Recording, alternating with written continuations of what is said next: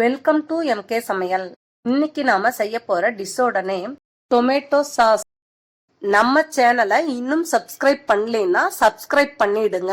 மறக்காம பெல் ஐகானை கிளிக் பண்ணிடுங்க. தக்காளி சாஸ் செய்ய தேவையான பொருட்கள் என்னன்னு பார்க்கலாம். தக்காளி பழம் நல்லா பழுத்த பழமா 12 எடுத்துக்குங்க. நீல வாக்குல கட் பண்ணி வச்சுக்குங்க. சின்ன வெங்காயம் 5 எடுத்துக்குங்க. பூண்டு 2 பல், பச்சை மிளகாய் 2 எடுத்து வச்சுக்குங்க.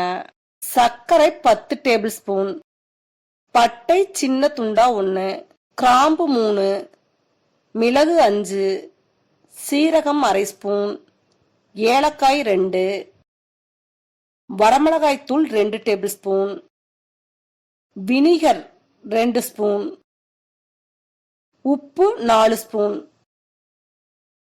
குக்கரை ஸ்டவ்ல வச்சுக்குங்க. அதுல கட் பண்ணி வச்சிருக்கிற தக்காளியை போட்டுக்குங்க.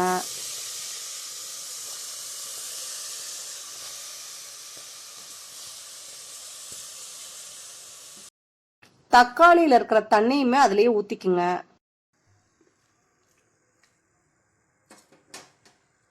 பச்சை மிளகாயை போட்டுக்குங்க. வெங்காயம் பூண்டை போட்டுக்குங்க. எடுத்து வச்சிருக்கிற பட்டை கிராம்பு மிளகு சீரகம் ஏலக்காயை போட்டுக்குங்க. உப்பு போட்டுக்குங்க.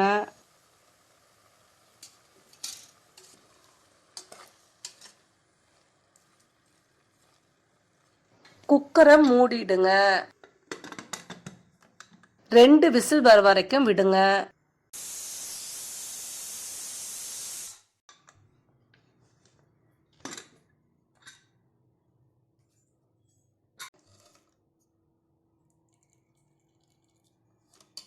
விசில் அடங்கியதும் குக்கர்ல இருக்க தக்காளிய தட்டுல கொட்டி ஆற வைங்க.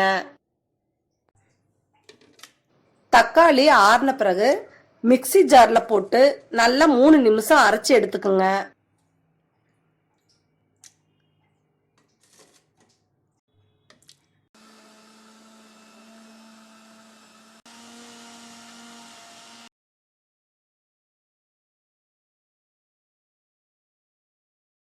அரைச்சத கடாயில வடிகட்டி எடுத்துக்குங்க.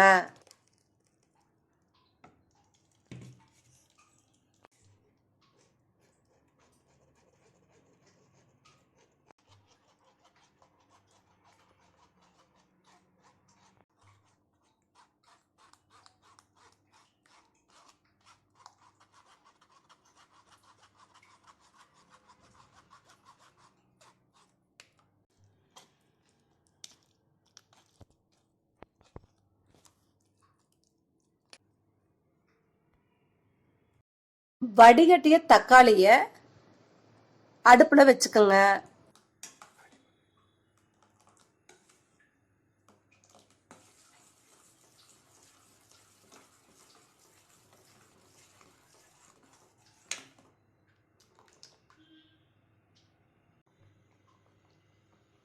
மிளகாத்தூள் போட்டுக்கோங்க.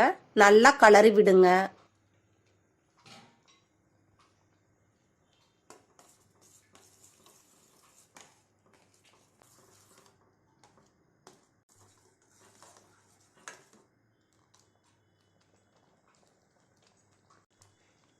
சர்க்கரைய போட்டுக்கோங்க. நல்லா கலரி விடுங்க.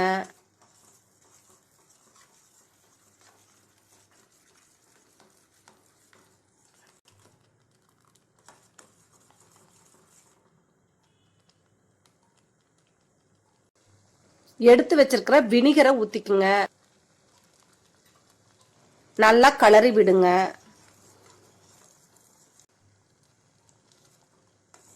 தண்ணி சுன்ற வரைக்கும் நல்லா கைவிடாம கலரணும். அடுப்பை சிம்முல வச்சுக்குங்க.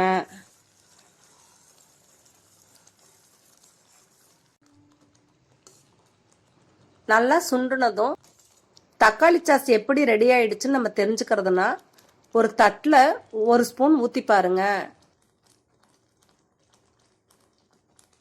சாச்சம்னா நீர் மாதிரி வடியாத இருக்கும், கெட்டியா இருக்கும். அவ்வளோதாங்க, தக்காளி சாஸ் ரெடி ஆயிடுச்சு.